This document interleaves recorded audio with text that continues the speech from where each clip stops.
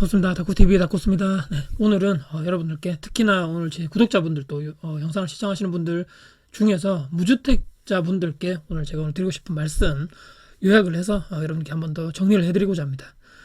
첫 번째 제가 사진을 한번 만들어 봤었는데요. 우리가 보통 예전에 기억나실지 모르겠지만 고등학교 때 표준 편차 뭐 이렇게 막 예전에 확률 이런 거 공부했을 때 이런 그래프 많이 보셨죠? 지금 눈에 보이시는 이 화면에 보이시는 그래프인데요.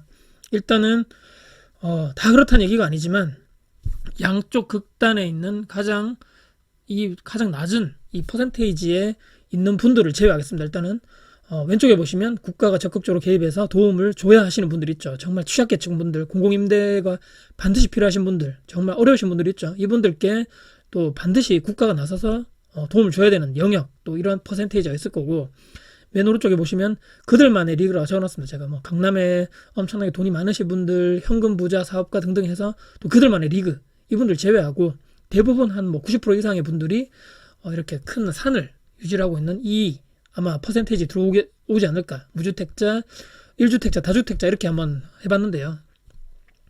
논외로 하는 건 아까 말씀드렸지만 소득 수준이 정말 뭐 극도로 극단적인 비교지만 최하, 그리고 1주택자까지 제외하겠습니다. 이유는요, 1주택자 중에서도 평생 내 집에서 살면서 더 이상 나는 이사할 계획도 없어, 추가로 내가 부동산을 투자해서 임대를 할 생각도 없어, 그냥 그러신 분들 있죠. 이분들은 그냥 내 집에서 내가 사는 것이기 때문에 일단은 이분들도 제외를 하고 말씀을 드리도록 하겠습니다.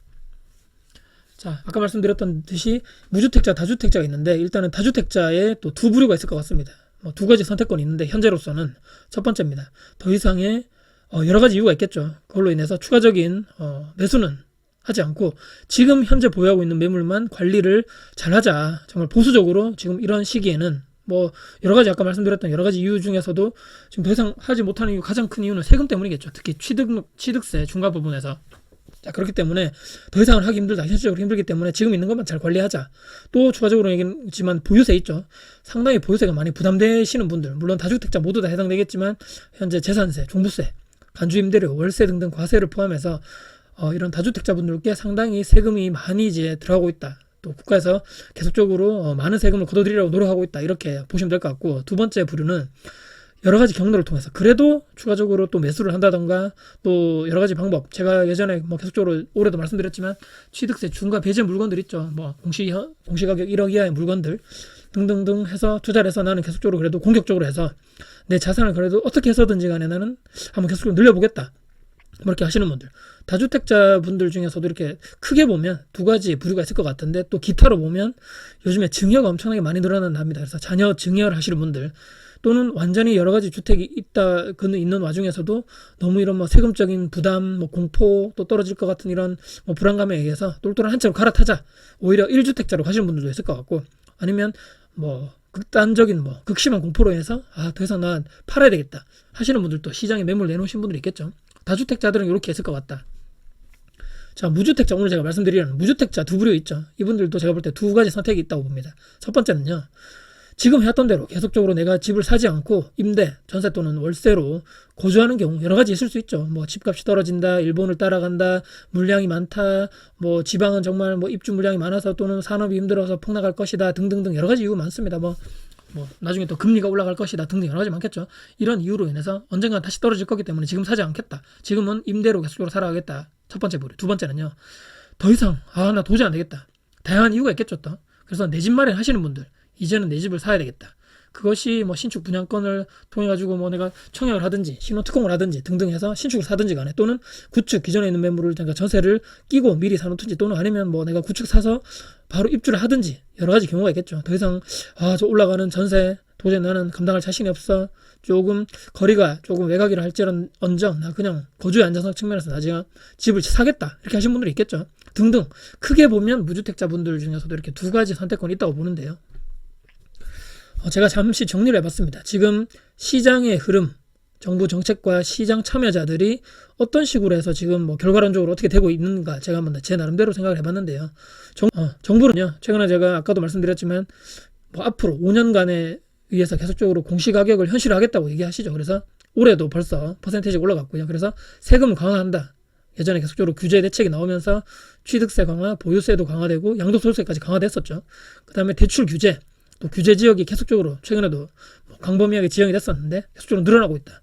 그다음에 다주택자 임대사업자 규제를 강화하면서 이들을 적폐 세력으로 간주하고 있죠. 그래서 민간 임대 공급을 대폭적으로 축소하고 있는 결과가 있다. 정부에서 이렇게 계속적으로 하고 있죠. 그래서 어떻습니까? 이거는 화살표 보시면 부유세, 뭐 재산세, 종부세 증가로 당연히 유주택자들에게 세금이 계속적으로 많이 늘어나는 구조가 될 수밖에 없습니다. 그리고 밑에 여러 가지 또 세금 규제, 다주택자 대출 규제를 통해 가지고 특정 지역에 있는 임대 물량이 축소되겠죠. 모든 지역이 축소된다는 얘기가 아니고, 그래서 물량 축소로 인해서 전세 월세 금액은 당연히 상승할 수밖에 없습니다. 아까 말씀드린 대로 유주택자의 세금 부담이 계속적으로 되면서 어떻습니까? 요즘에 돈 좀 있으신 분들, 여유자금 있으신 분들은 전세로 계속적으로 주느니 그냥 조금씩이라도 월세를 받아서 내 세금, 올라간 세금을 충당하겠다 그래서 반전세 하신 분들도 있겠죠. 일부는요. 또는 아까 말씀드린 자녀에게 그냥 일부 물건 증여하자. 돈을 내더라도, 증여세 내더라도 하자. 지금 이렇게 뭐 보유세, 재산세, 종부세 내면서 막 엄청나게 몇 년간 정부에게 내가 세금 뜯기느니 그냥 자녀에게 주겠다 하신 분들 있겠죠. 또 위에 보시면 중간에 이제 특정 물량, 뭐 전세 물량 축소로 전세 월세 금액이 상승되면서 또는 또 이제 추가적으로 임대차 입법이 여기에 또 추가가 되겠죠. 계약갱신 청구권하고 연 5% 상한제 되면서 점점 물건은 더 없어집니다. 기존에 있는 뭐 사시는 분들이 상관없겠지만 신규로 내가 전세 사시려는 분들은 물건이 없는 경우죠. 그래서 무주택자의 결과론적으로는 무주택자분들의 이거 뭐 처음에 정부는 무주택자 분들 세금 뭐 전세 사시는 분들께도 월세 사시는 분들께 조금 더 안정적인 주거 환경을 공급하고자 이런 모든 선의의 생각으로 행동하고 정책을 냈다면 결과론적으로는 고통이 오히려 더 증가하고 있는 상태이다. 전세 금액이 상승되고 전세 물량도 없고 찾기도 힘들고 계약갱신 청구권으로 겨우 이제 2년간은 카드를 받아서 더 살 수 있지만 그 후에 2년이 문제라는 거예요. 그 뒤에 2년.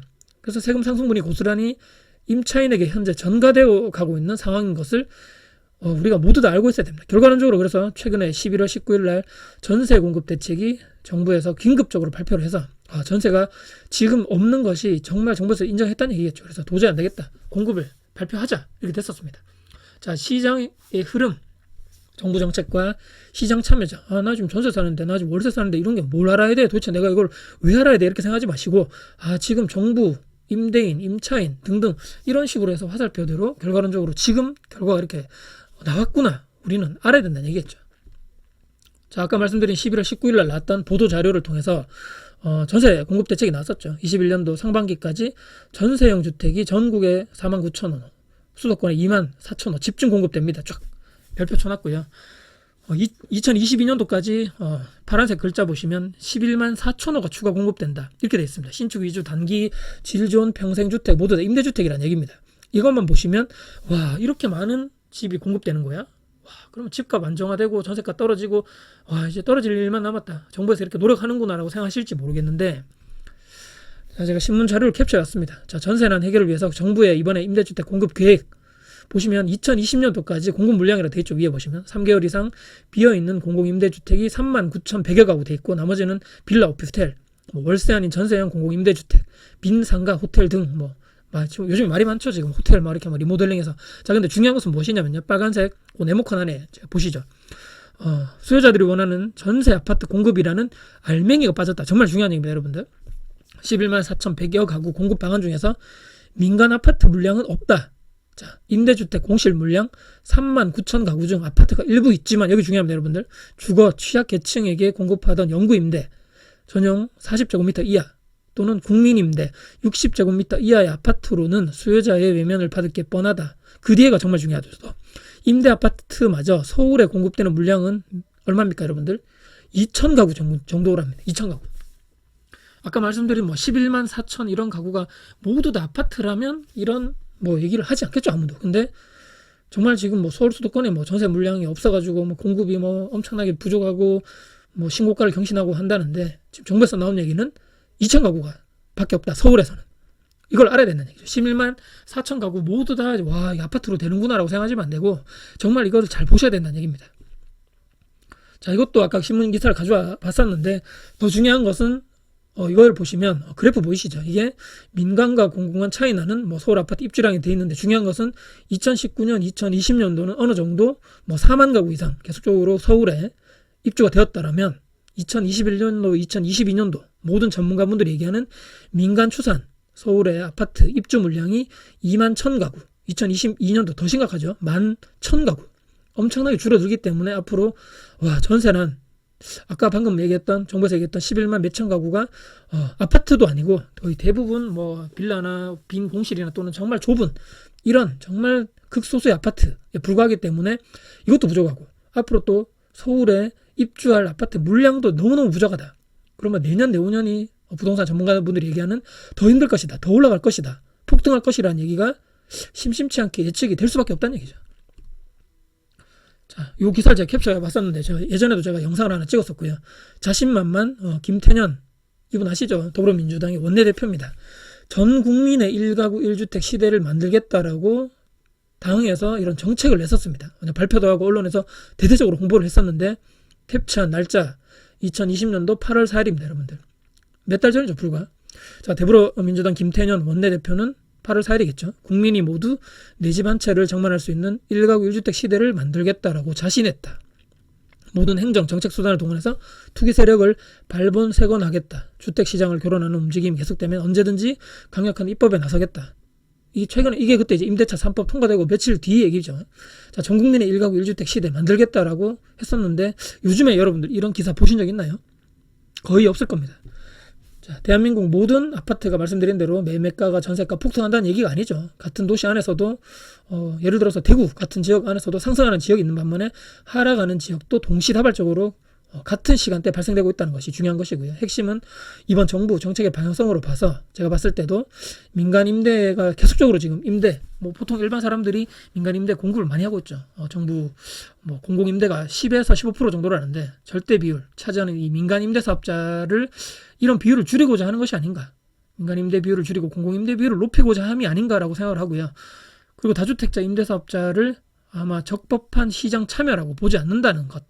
여기서부터 아마 근본적인 처음부터 그 정책 방향성 자체가 잘못이 시작되었는 것이 아닌가라고 저는 생각을 해봅니다.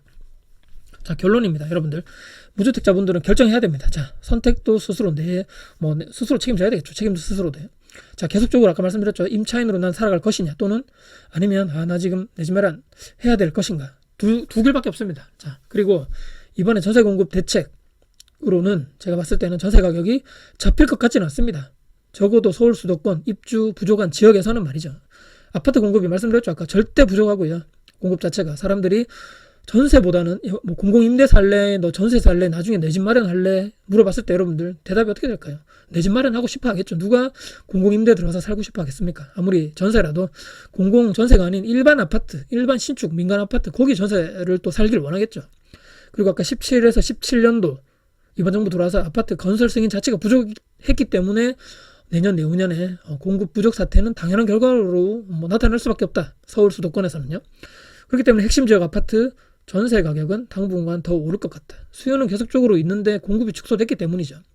그리고 다주택자 임대사업자 역할이 있죠. 아까 말씀드린 대로 민간 임대 공급을 하는 사람으로서 그런 사업자로서 정부가 인정하지 않는 계속적으로 현재 같은 정책 기조를 계속해 나간다면 절대로 저는 전세 물량은 앞으로 계속 부족해질 것이고 전세가 폭등 문제는 해결될 수 없다라고 생각합니다. 자, 지금 정부는 무주택자분들께 아까 말씀드렸죠. 정부하고 여당에서 집을 사라고 얘기했었습니다. 전 국민의 1가구 1주택자. 자, 무주택자인 분들은요. 반성을 하셔야 됩니다. 왜 집 안 사셨습니까? 아까 계속적으로 정부 여당에서 밀어붙였는데. 자, 조금 농담으로 제가 말씀드렸고요. 근데 전세 공급 대책 그것도 공공임대주택이란요. 공실상가, 관광호텔, 오피스텔 창고를 개조해서 임대로 살라고요? 정말 놀라운 발상이고요. 건설허가 축소로 인해서 서울 수도권 핵심 지역에 21년도부터 입주 물량 축소. 내 집 마련, 청약 더더욱더 되게 힘들겠죠. 3기 신도시는 아직도 멀었습니다. 여러분들. 그 다음에 기존 유주택자들 아까 말씀드렸죠. 다주택자 임대사업자들에게 세금을 강화하고 계속적으로 옥죄는 정책으로 인해서 팔지도 못하는 상황입니다. 지금 양도소득세가 워낙 높기 때문에. 그렇기 때문에 기존에 있는 구축 물량도 시장에 나오기 힘든 상황. 신구축 물량이 모두 다 시장에 나오기 힘든 상황이고 사려는 사람은 대기하는 상황입니다. 현재. 이쯤 되면 정부가 진짜 일부러 집값을 올려가지고 집 있는 사람들을 이렇게 그냥 세금을 더 높여서 뜯어갈 목적이 아닌가 싶기도 합니다. 정말. 자, 정부, 국회의원, 제 회사의 상사분들 또는 주변 지인, 친구, 유튜버, 심지어 부모님까지도 그 누구한테도 부동산 또 내 집 마련 문제만큼은 여러분들 스스로 결정하고 책임졌으면 합니다. 그 다음에 최소한 내 집 마련 하는 것이 저는 옳은 선택이라고 봅니다. 그것이 보금자리도 그런 의미가 있고 또 정말 힘든 뭐 일자리에서 정말 직장 내에서 힘들었던 내 몸을 쉴 수 있는 쉼터겠죠. 그럼 내가 지금 집을 사지 않으신 분들 있죠. 무주택자분들은 내가 왜 지금 사지 않고 있는가? 아니면 나는 지금 집을 못 사고 있는가? 스스로 한번 고민해 볼 시간이 되었으면 좋겠고요. 어떤 선택을 하건 간에 절대로 남 탓하지 마시고 핑계도 대지 마시고 거기에 대한 결과 자체도 나 그때 그랬었어야 했는데 뒤에 와서 후회하는 일이 없었으면 좋겠습니다. 자, 대내적으로 상황을 아까 보시고요. 아까 제가 뉴스 캡처해서 보여드렸죠. 정부에서 나온 그런 뭐 공식적인 자료와 실제적으로 내부를 들여다봤을 때 실제 아파트 공급은 정말 극소수였다. 우리가 정말 알아야 될 상황인 것 같고요. 그렇기 때문에 뉴스, 언론, 뭐 책, 강의 등등 항상 관심 있게 보고 편향적으로 생각하지 마시고 이쪽 사람 얘기도 들어보시고 저쪽 사람도 한번 들어보시면서 스스로 결정하시면서 여러분들만의 원칙과 결정을 하시는 분들이 되었으면 좋겠습니다. 저는 뭐 참고적으로 마지막 말씀이지만 뭐 투자를 해라, 투기를 해라 이렇게 말씀드리는 것이 아니고 적어도 내 집 마련 한 채는 있으면 좋다. 그것이 가장 안정적인 삶을 우리가 추구할 수 있고 살아갈 수 있는 가장 밑바탕이 되는 것이 아닌가 말씀드리면서 오늘 여러분께 무주택자분들께 제가 드리고 싶은 말씀 여러 가지 정리해서 오늘 말씀드려봤습니다. 혹시라도 오늘 영상이 여러분께 도움 되셨다면요. 구독, 좋아요, 알람 설정 그리고 댓글 주시고요. 제 영상이 주변 분들께 공유될 가치가 있다고 생각하신다면 널리 공유 부탁드리겠습니다. 다음에 더 좋은 영상 가지고 찾아뵙겠습니다. 지금까지 다쿠TV의 다쿠였습니다. 감사합니다.